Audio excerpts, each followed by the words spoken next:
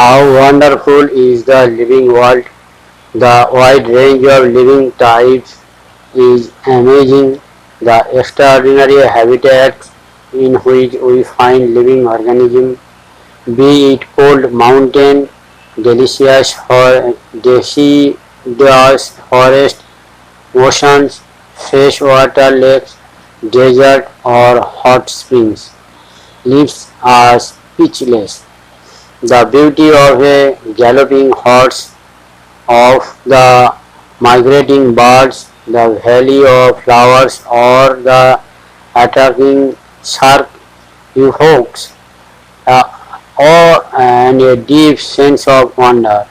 The ecological conflict and cooperation among members of a population and among population of a community, or even the molecular traffic inside a cell, make us deeply reflect on what indeed is life.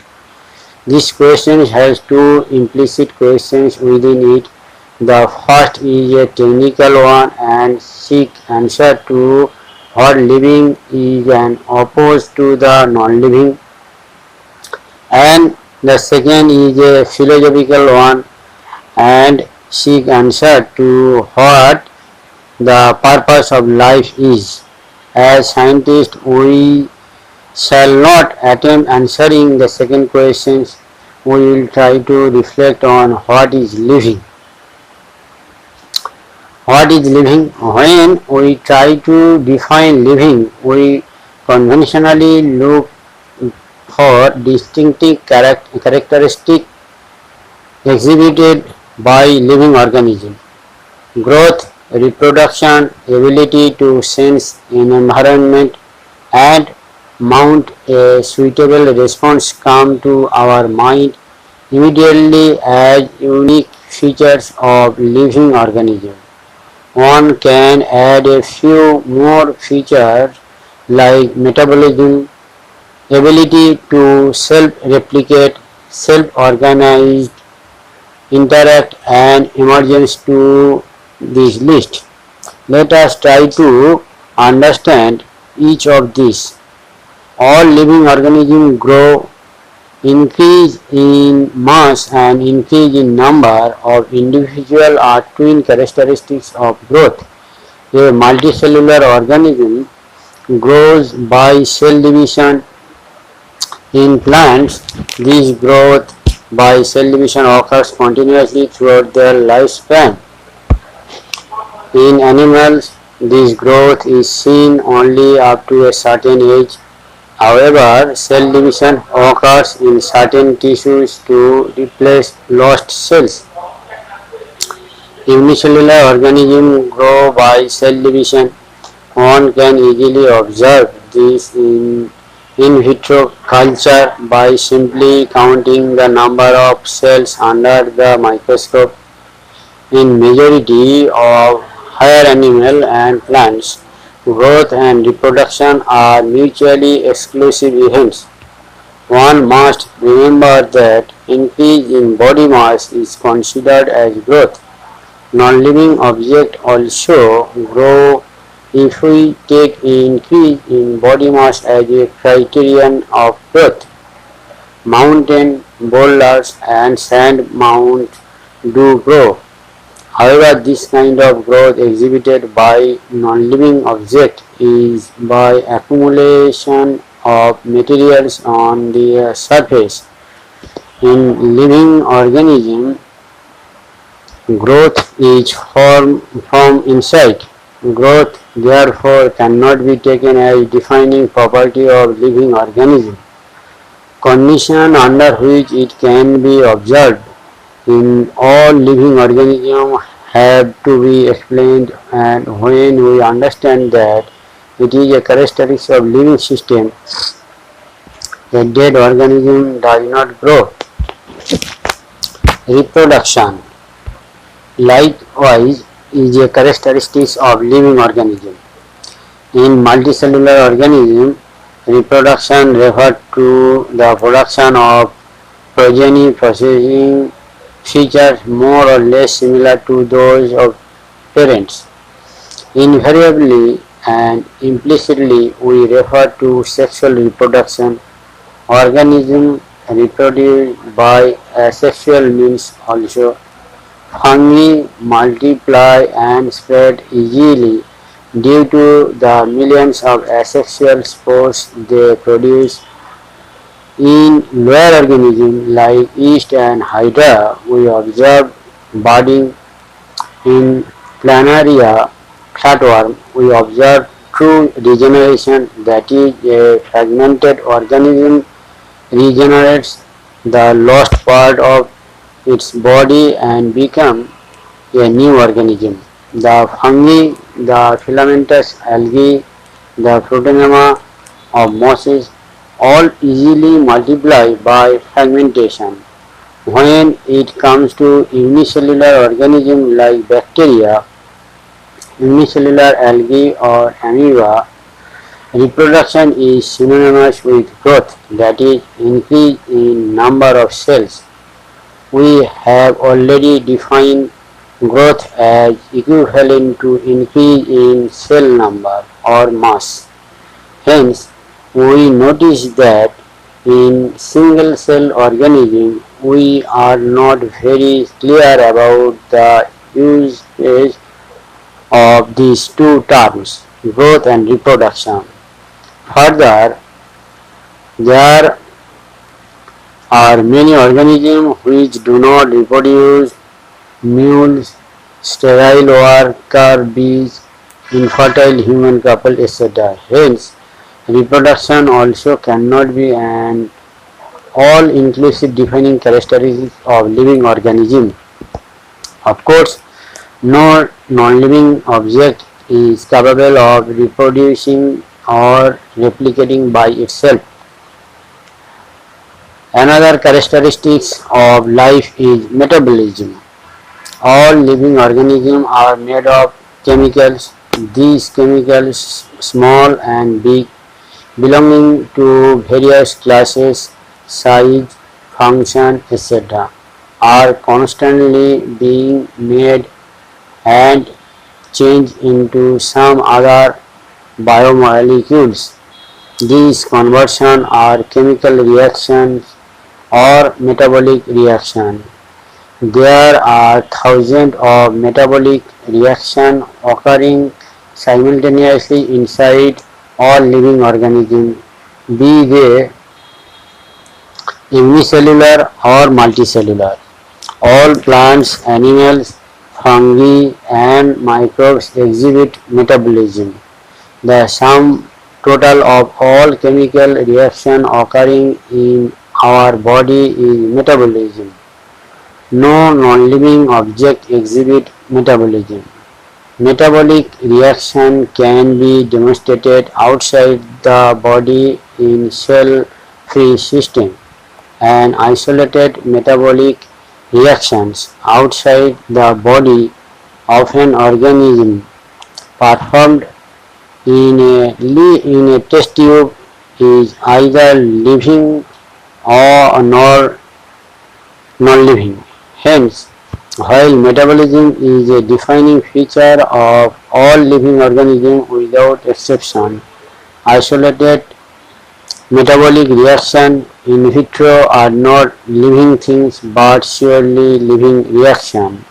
Hence, cellular organization of the body is the defining feature of life forms. Perhaps the most obvious and technical complicated features of all living organisms is this ability to sense their surrounding or environment and respond to these environmental stimuli, which could be physical, chemical or biological. We sense our environment through our sense organ. Plant respond to external factors like light, water, temperature, other organism, pollutant, etc. All organisms from the prokaryotes to the most complex eukaryotes can sense and respond to environmental cue. Photoperiod affect reproduction in seasonal breeders, both plants and animals. All organisms handle chemical entering their bodies. All organisms therefore are aware of their surroundings. Human being the only organism who is aware of himself, that is, has self-consciousness. Consciousness therefore becomes the defining property of living organism. When it comes to human being, it is all the more difficult to define the living state. We observe patients lying in coma in hospital, virtually supported by machines which replace heart and lungs. The patient is otherwise brain dead. The patient has no self-consciousness. As such, patients who never come back to normal life, living or not living. In higher classes, you will come to know that all living phenomena are due to underlying interaction. Properties of tissues are not present in the constituent cells but arises as a result of interaction among the constituent cell. Similarly, properties of cellular organelles are not present in the molecular constituent of the organelle but arise as a result of interaction among the molecular component comprising the organelle. This interaction results in emergent properties at a higher level of organization. This phenomenon is true in the hierarchy of organizational complexity at all levels. Therefore, we can say that living organisms are self-replicating, evolving and self-regulating interactive systems capable of responding to external stimuli. Biology is the story of life on Earth. Biology is the story of evolution of living organisms on Earth. All living organisms present, past, future are linked to one another by the sharing of common genetic materials but to varying degree. Diversity in the living world. If you look around, you will see a large variety of living organisms, be it potted plant, insect, bird, your pets, or other animals and plants. There are also several organisms that you cannot see with your naked eye, but they are all around you. If you were to increase the area that you make observation in, the range and variety of organisms that you see would increase. Obviously, if you were to visit a dense forest, you would probably see a much greater number of kinds of living organisms in it. Each different kind of plant, animal or organism that you see represent a species. The number of species that are known and described range between 1.7 to 1.8 million. These refer to biodiversity or number and types of organisms present on Earth. We should remember here that as we explore new areas and even old ones, new organisms are continuously being identified. As stated earlier, there are millions of plants and animals in the world. We know the plant and animal in our own area by their local names. These local names would vary from place to place, even within a country. Probably you would recognize the confusion that would be created if we did not find ways and means to talk to each other to refer to organism we are talking about. Hence, there is a need to standardize the naming of living organisms such that a particular organism is known by same name all over the world. This process is called nomenclature. Obviously, nomenclature or naming is only possible when the organism is described correctly and we know to what organism the name is attached to. This is identification.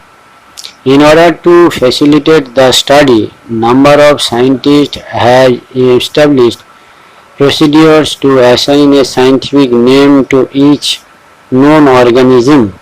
This is acceptable to biologists all over the world. For plants, scientific names are based on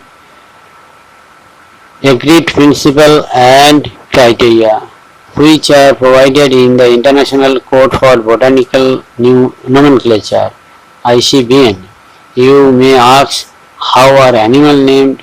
Animal taxonomists have evolved International Code of Zoological Nomenclature (ICZN). The scientific name ensures that each organism has only one name.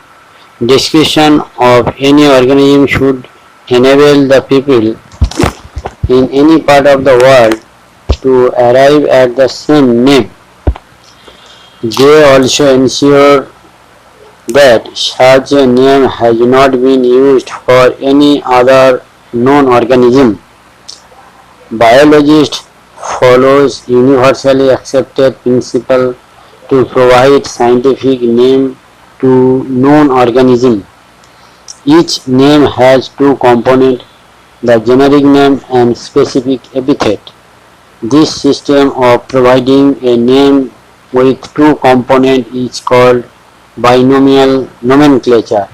This naming system given by Carolus Linnaeus is being practiced by biologists all over the world.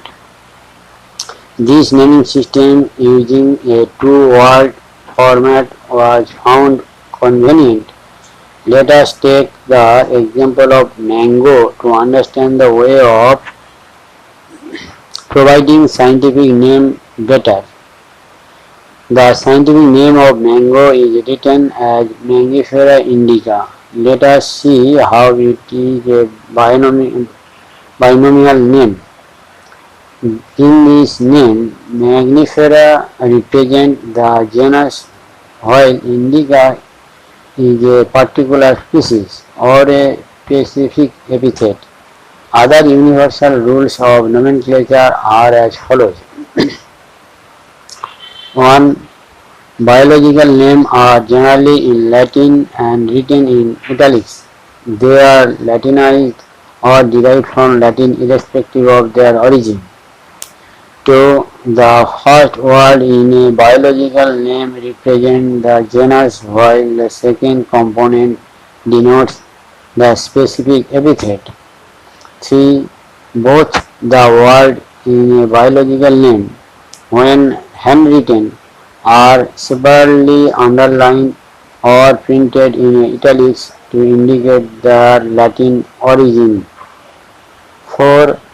The first word denoting the genus started with a capital letter while the specific epithet started with a small letter. It can be illustrated with the example of Mangifera indica. Name of the author appears after the specific epithet, that is, at the end of the biological name, and is written in an abbreviated form. Example, Mangifera indica Linn. It indicates that this species was first described by Linus.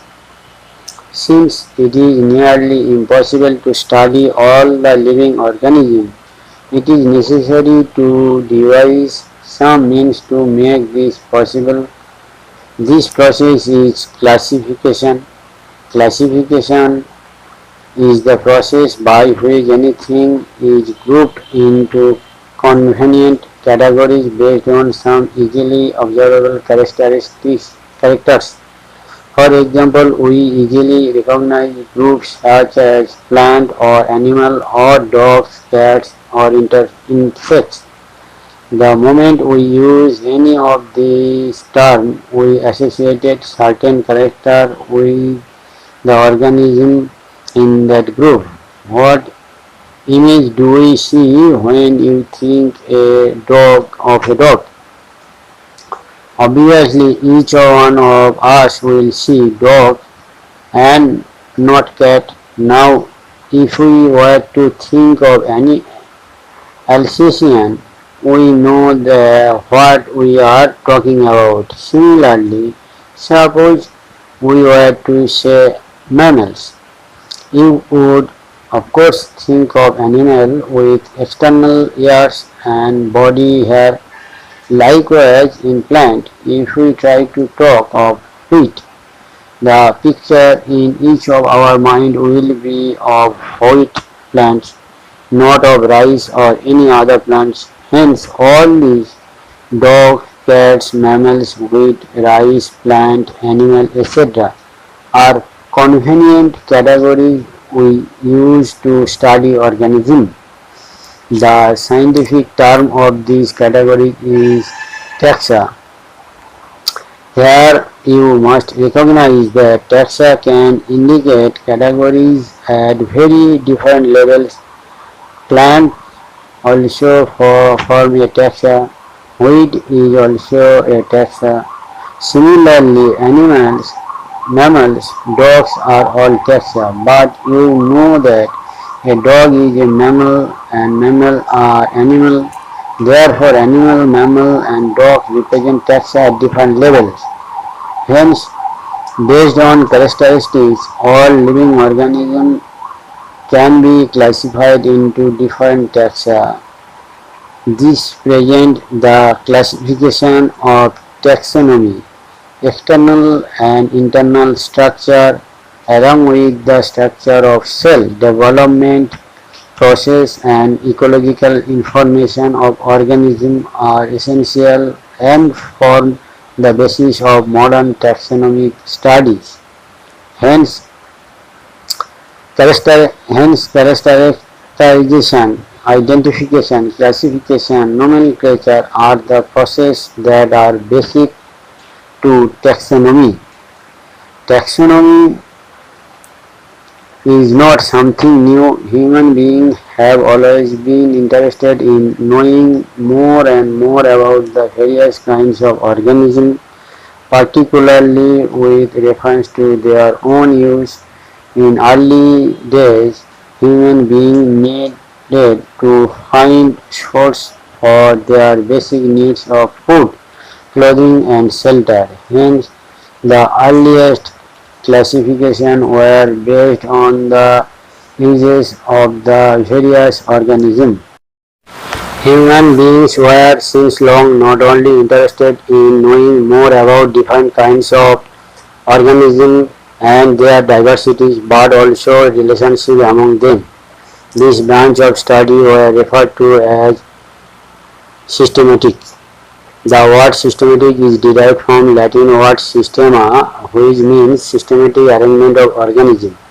Linus is used Systema Naturae as the title of his publication.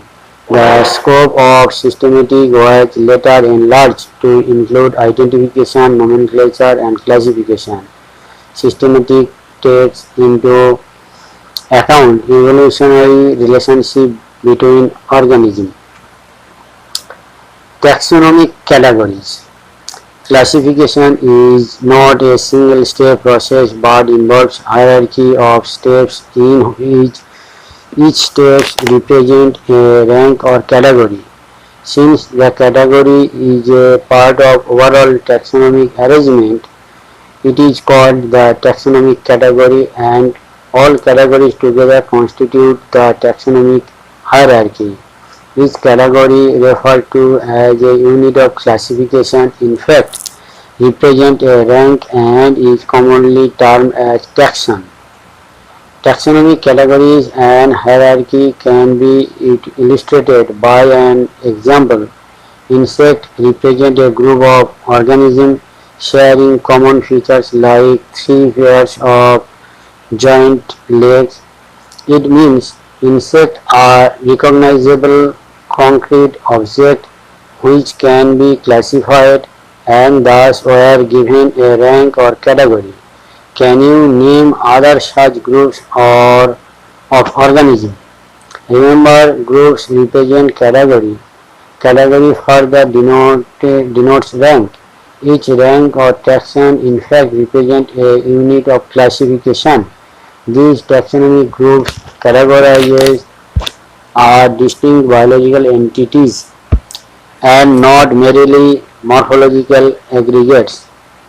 Taxonomical studies of all known organisms have led to the development of common categories such as kingdom, phylum or division, class, order, family, genus and species. All organisms including those in the plant and animal kingdom have species as the lowest category. Now the questions you can ask is how to place an organism in various categories. The basic requirement is the knowledge of character of an individual or group of organisms. This helps in identifying similarities and dissimilarities among the individual of the same kind of organism as well as other kind of organism. Species. Taxonomic studies consider a group of individual organisms with fundamental similarities as a species. One should be able to distinguish one species from the other closely related species based on the distinct morphological differences. Let us consider Magnifera indica, Solanum tuberosum and Panthera leo. All the three names, indica, tuberosum and leo, represent the specific epithet, while the first word Magnifera, Solanum and Solanaceae are included in the order Polymoniales, mainly based on the floral characters.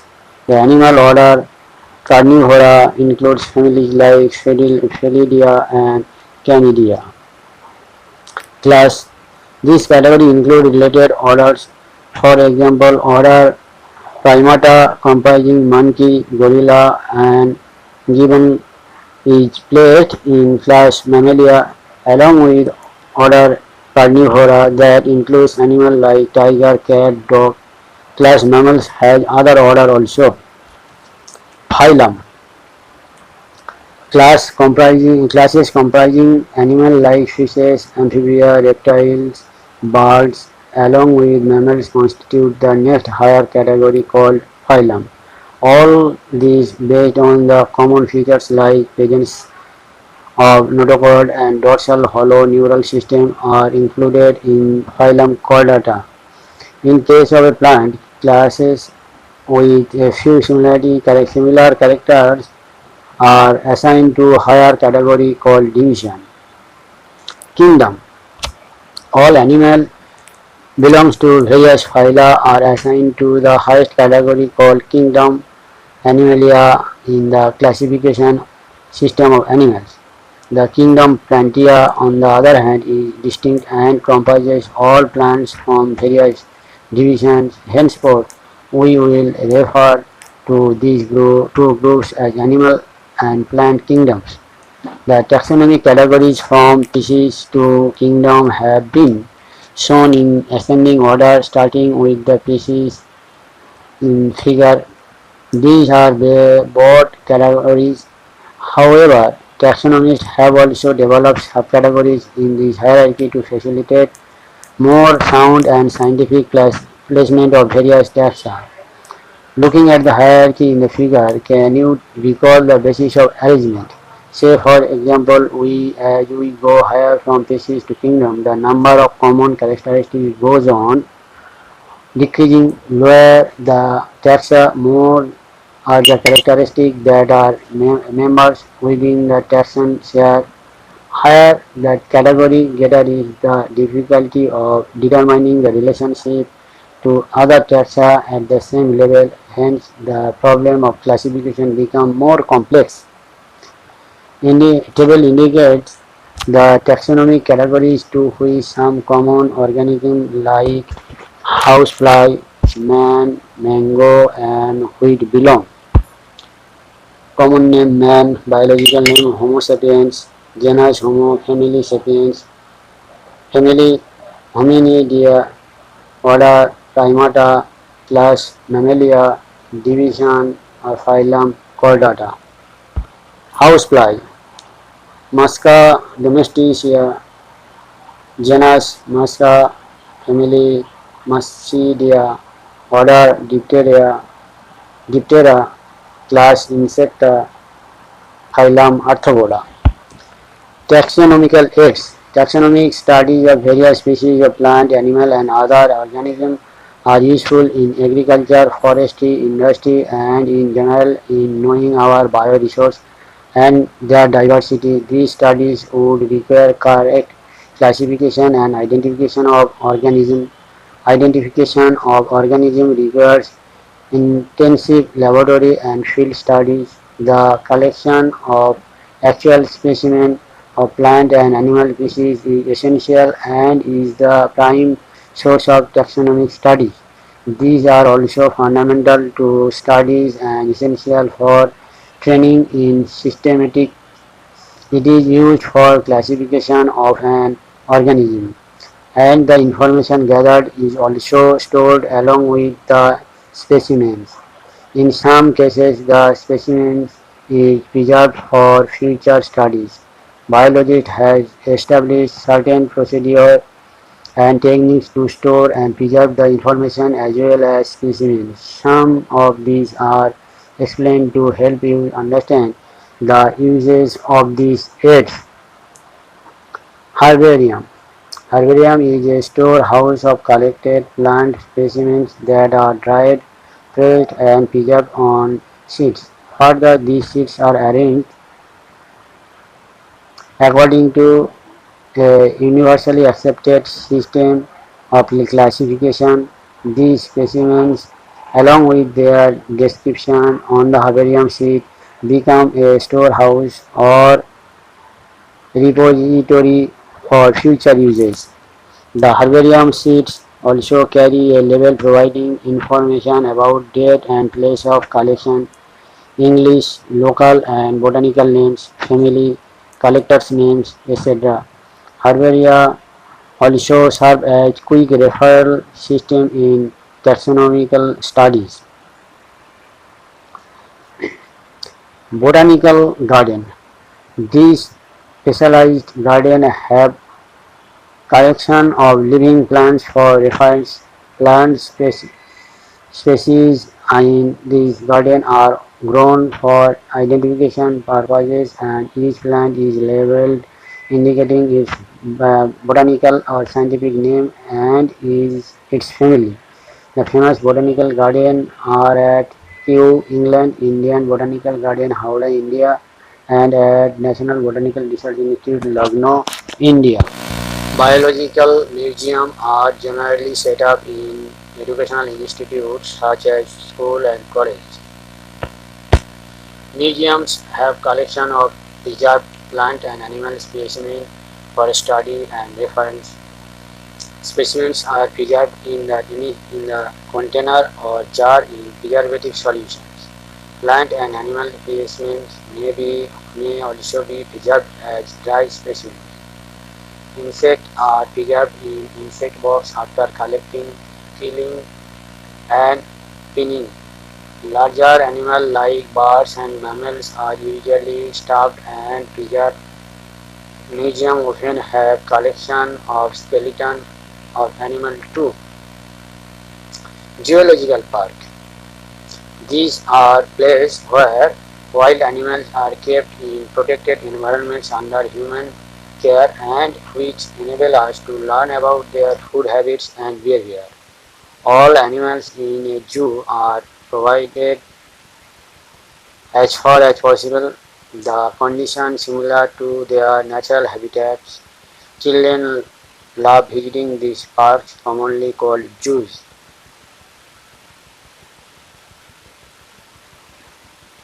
Key. Key is another taxonomical aid used for identification of plants and animals based on the similarities and dissimilarities. The keys are based on the contrasting character generally in a pair called a couplet. It represents the choice made between two opposite options. These result in acceptance of only one and rejection of the other. Each statement in the key is called a lead. Separate taxonomic keys are required for each taxonomic category such as family, genus, and species for identification purposes. Keys are generally analytical in nature. Flora, manual, monographs, and catalogs are used are some other means of recording descriptions. They also help in correct identification. Flora contains the actual account of habitat and distribution of plants of a given area. This provides the index to the plant species found in a particular area. Manuals are useful in providing information for identification of names of species found in an area. Monograph contains information on any one taxon.